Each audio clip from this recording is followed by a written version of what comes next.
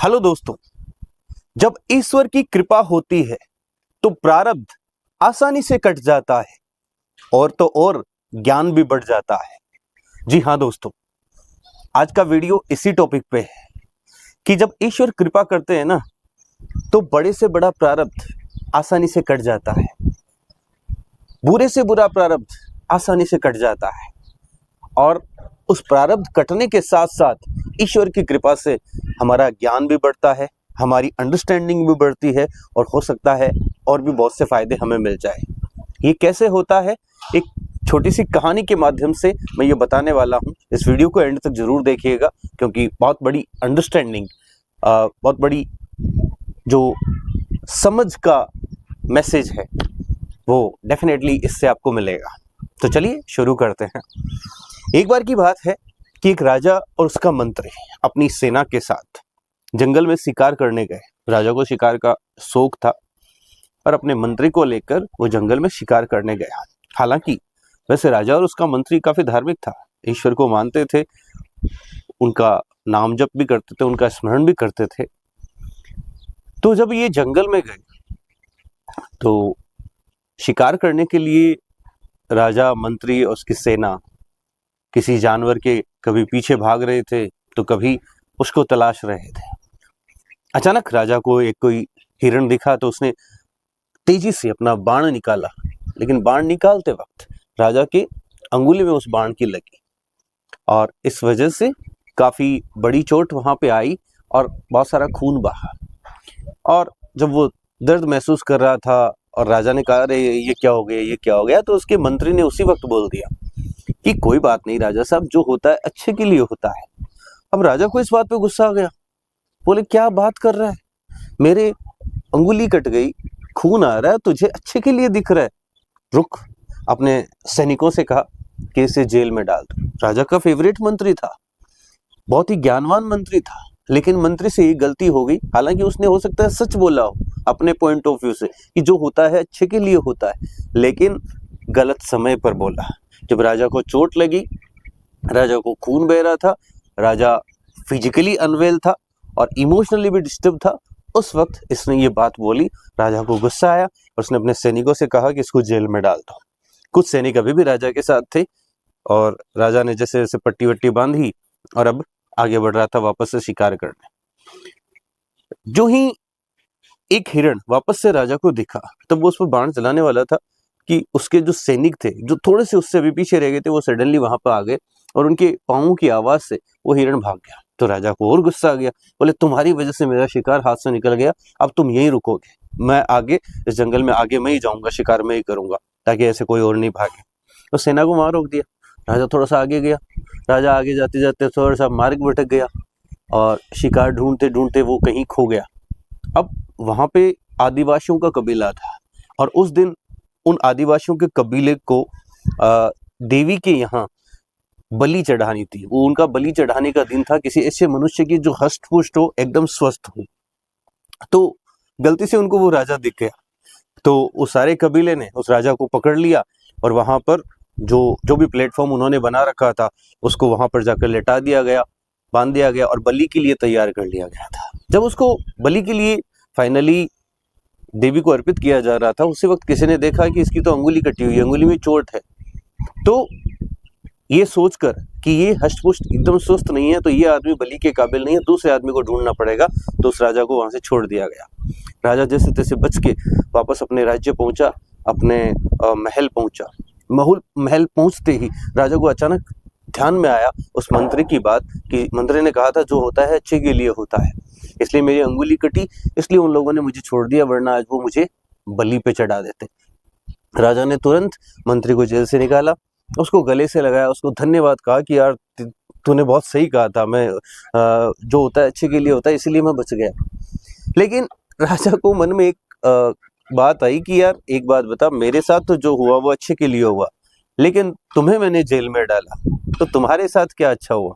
हाँ, तुम्हें तो उल्टा मैंने डांटा और जेल में डाल दिया, 24 घंटे तुम लगभग जेल में रहे हो, तो तुम्हारी क्या परेशानी रही? तो मंत्री ने कहा कि राजा साहब, मेरे लिए भी जो हुआ वो अच्छे के लिए हुआ। क्यों? क्योंकि शिकार करने में सेना को आपने पीछे छोड़ दिया होगा, लेकिन मैं तो आपके साथ रहता ही, आप मुझे तो साथ रखते ही निश्चित तौर पर। और जब वो कबीला आपको बलि पर नहीं चढ़ा पाया, यानी कि आप अस्वस्थ थे, फिट नहीं थे बलि के लिए, तो वो कबीला मुझे बलि पर चढ़ा देता। इसलिए मुझे ईश्वर की कृपा से ऐसा संयोग बैठा कि आपने मुझे वहां से भिजवा दिया, चाहे वो जेल के बहाने भिजवाओ। और इसमें भी ऐसा जरूर हुआ है कि हम दोनों का कोई ना कोई प्रारब्ध कटा है। तो मंत्री थोड़ा कर्म के नियम का जानकार था, वो इन चीजों में काफी स्टडी करता था। तो राजा ने पूछा कि कर्म कटा है मतलब? तो मंत्री ने समझाया कि महाराज, यानी हमारा जो प्रारब्ध है, हो सकता है हमने भविष्य पास्ट में ऐसा कोई कर्म किया हो जिसकी वजह से ये प्रारब्ध कटा हो। तो राजा ने कहा कि कैसा प्रारब्ध, कैसा मतलब क्या कर्म किया होगा? तो मंत्री ने समझाया कि राजा साहब, हो सकता है आप पिछले जन्म में या तो राजा ही थे या कोई भी बड़े अधिकारी या कोई भी ऐसे व्यक्ति होंगे जिसकी चल खूब थी, जिसके पास पावर थी, और आपने क्या किया, किसी ऐसे व्यक्ति को या तो किडनैप किया होगा या उसको बंदी बनवाया होगा, और जिसकी कोई बहुत ज्यादा गलती नहीं थी, या बिल्कुल बेवजह, या उसके साथ मजाक करने के लिए आपने ऐसा किया होगा, उसको किडनैप करवाया होगा और उसको ऐसा फील करवाया होगा कि अब उसकी मौत आने वाली है, और फिर आपने उसको छोड़ दिया होगा। तो उस वक्त उसके मन में जो डर चला, उसके साथ जो बुरा हुआ, वो सेम आपके साथ घटित हुआ इस जन्म में। वो जो प्रारब्ध बच गया था, जो आपने उसके साथ किया, वो डर ईश्वर, प्रकृति आपको भी फील करवाना चाहती थी कि ऐसा होता है जब किसी को बेवजह या मजाक में या छोटी सी गलती के लिए इतना बड़ा डर दिया जाता है, ठीक है, तो वो कैसा होता है ये आपको दिखाया गया है, यानी वही प्रारब्ध वापस आया है। तो बोले फिर तुम जेल में क्यों गए? तो महाराज बोले, ऐसा मेरे साथ, मैंने भी ऐसा कुछ किया होगा कि किसी को या तो मैंने पास्ट में मजबूर किया होगा कि किसी काम के लिए जहां पर उसकी शायद आवश्यकता नहीं थी, या मैंने फोर्सफुली किसी न किसी तरीके से उसको बिठाया वहां पे और उसको जेल जैसा एहसास करवाया। हो सकता है मैं भी कोई अधिकारी था, किसी को मैंने बेवजह जेल में डाल दिया होगा मजाक के लिए, या 24 घंटे ऐसे ही उसको रख लिया होगा, और या फिर किसी से इस तरह से काम करवाया कि उसको जेल जैसा फील हुआ होगा, वो भी बेवजह, किसी मासूम को, किसी ईश्वर भक्त को। तो वो मेरा जो कर्म बना, वो मेरा बुरा कर्म बना, वही प्रारब्ध बन के लौटा है, जिससे मुझे डांट भी मिली, जिससे मुझे जेल में मिल गई, और वो कर्म कटा। लेकिन हम दोनों के ऊपर ईश्वर की कृपा रही। तो राजा ने कहा, वो कैसे? कि देखो महाराज, ईश्वर की कृपा की वजह से ये जो हमारे प्रारब्ध है, ये तो कटने थे, ये तो हमारे लाइफ में आने थे, लेकिन हम दोनों को ही इससे बहुत बड़ी सीख भी ईश्वर ने दे दी। मुझे ये सीख दे दी कि सही समय पर ज्ञान देना चाहिए, या कोई भी ज्ञान की बात भी है वो समय देखकर करनी चाहिए। जैसे आपको उस वक्त शारीरिक रूप से चोट लगी, आप भावनात्मक इमोशनली रूप से भी हर्ट थे, आपके माइंड में परेशानी चल रही थी, और मैंने उस वक्त कह दिया कि जो होता है अच्छे के लिए होता है, तो निश्चित तौर पे आपको वो बात अच्छी नहीं लगी, इसलिए आपको गुस्सा आया और आपने मुझे जेल में डलवा दिया। इससे मुझे ये सबक मिल गया कि जब किसी को शारीरिक रूप से कोई परेशान है, मानसिक रूप से कोई परेशान है, भावनात्मक रूप से परेशान है, तो उसको कड़वी बातें या ऐसी कोई बात नहीं कहनी चाहिए जो चुभने वाली हो। भले ही वो अच्छी बात हो, भले ही वो सच्ची बात हो, भले ही वो सही बात हो, लेकिन उसके लिए थोड़ा वेट करना चाहिए। जब वो व्यक्ति सुनने के मोड में आ जाए, सही मोड में आ जाए, तब उसको कोई बात समझानी चाहिए। उस वक्त तो उसके साथ सिंपैथी, सहानुभूति या कोई ऐसी बात करनी चाहिए जो उसको अच्छा लगे उस वक्त के लिए, कुछ देर के लिए। तो मुझे समझ में आया कि मेरी बातों को कहने का सही समय कब होता है। तो मैं कहीं ना कहीं मैं कम्युनिकेशन में अब ज्यादा माहिर बन जाऊंगा। आज के बाद में मैं किसी को चुभने वाली बात कम से कम उस वक्त पर तो नहीं कहूंगा जब वो किसी न किसी फिजिकली, मेंटली, इमोशनली रूप से हर्ट होगा। आप भी ध्यान रखें, अक्सर झगड़े ये तभी होते हैं जब कोई आदमी फिजिकली, मेंटली, इमोशनली रूप से परेशान होता है। उस वक्त हम उसको कोई ना कोई ऐसी बात कह देते हैं जो चुभते, तो उसको गुस्सा तो ऑलरेडी होता है, उसके वो परेशान तो ऑलरेडी होता है, और वो गुस्से की वजह वो बात बन जाती है, वो ट्रिगर बन जाती है, और इस वजह से लड़ाइयाँ होती है। तो जब कोई भी व्यक्ति सुनने के मोड में हो, जब व्यक्ति सही हो, उसी वक्त उसको कोई बात कही जानी चाहिए। दूसरा, फिर मंत्री ने कहा कि आपको ये सिखाया गया है कि छोटी सी बात पे गुस्सा नहीं होना चाहिए, छोटी सी बात पे इतना गुस्सा नहीं, और अपने पर्सनल रिलेशंस में अपने जो खास होते हैं, कम से कम उनकी बातों को तो इतना ज़्यादा गुस्से से नहीं लेना चाहिए। आपने मेरी छोटी सी बात को, हालांकि मैंने एक सच्ची बात कही थी, धर्म से उपयुक्त बात कही थी, जो मैंने आज से सीखा है वही बात कही थी, लेकिन आपने उसको बहुत ज़्यादा गुस्से में ले लिया। आपने हमारा रिलेशन नहीं देखा, जो इतनी साल का हमारा प्रेम रहा है, इतनी साल की बॉन्डिंग रही है, उसको नहीं देखा, और आपने तुरंत एक झटके में मुझे जेल भेज दिया। आपने अपने ही सैनिकों को डांट के पीछे छोड़ दिया। तो ये सिखाता है कि कौन सी बातों पे नाराज होना चाहिए, कौन सी पे नहीं होना चाहिए, और गुस्से से कोई एक्शन नहीं लेना चाहिए। आपने गुस्से से दोनों एक्शन लिए, जिस वजह से आप बाद में आगे कबीले के द्वारा पकड़े गए। तो गुस्से के आवेश में आकर आपको एक्शन नहीं लेना चाहिए, रिलेशन का ध्यान रखना चाहिए, बात को समझना चाहिए, और किसी की बात का इतना बुरा भी ना माने कि उसको मौत की सजा या जेल की सजा सुना दी जाए, उसको कुछ भी कर दिया जाए। छोटी सी गलती के लिए उसको इतनी बड़ी सजा देना उपयुक्त नहीं है। तो आपकी बुद्धिमानी बढ़ाई गई है, क्योंकि आप राजा हो, तो आपको सोच समझकर फैसले लेने चाहिए, ये सिखाया गया है। साथ ही हम दोनों को ये सिखाया गया है कि जो होता है अच्छे के लिए होता है।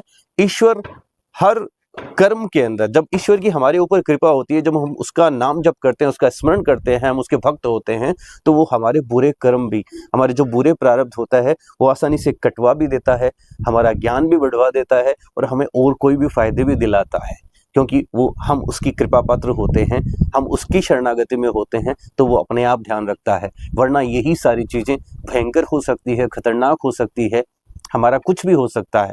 हम ना यहाँ से कुछ सीखने के मोड में रहते, हमारा नुकसान ही नुकसान हो सकता था, लेकिन ये सिर्फ ईश्वर की कृपा से, उसके नाम जप से संभव है कि हम ये सब आज सोच पा रहे हैं, ये बातें कर पा रहे हैं।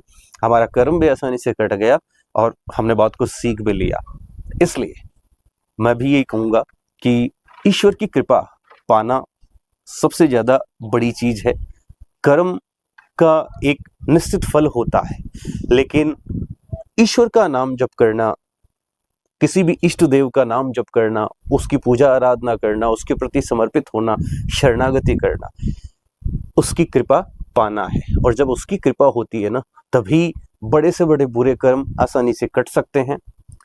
अच्छे कर्मों का रिजल्ट बहुत बड़ा होके मिल सकता है, आपकी लाइफ आसानी से चल सकती है, किसी प्रकार का भय नहीं रहता, अपने आप एक आत्मविश्वास रहता है। इसलिए ध्यान रखना, सही कर्म करना, ईश्वर का नाम जब करते रहना, उसको स्मरण करते रहना, उसको कीर्तन करते रहना, उसकी स्तुति करते रहना, तो डेफिनेटली आप पर भी कृपा होगी, जैसे इस राजा और मंत्री पर हुई है। और जैसे इन्होंने अपनी लाइफ लेसन सीखे, इनका प्रारब्ध आसानी से कट गया, हम और आपका भी प्रारब्ध ऐसे आसानी से, जो बुरा प्रारब्ध है वो आसानी से कट सकता है, और हम भी जिंदगी के वो सारे पार्ट समय पर सीख सकते हैं जो हमें सीखने की आवश्यकता होती है। अगर आपको ये वीडियो पसंद आया तो प्लीज़ वीडियो को लाइक कीजिएगा, अपने सजेशंस कमेंट बॉक्स में ज़रूर लिखिएगा, और इसको शेयर कीजिएगा। और चैनल को सब्सक्राइब नहीं किया है तो प्लीज़ चैनल को सब्सक्राइब करना, ताकि हमारा ये कनेक्शन यूं ही बरकरार रहे। Thank you.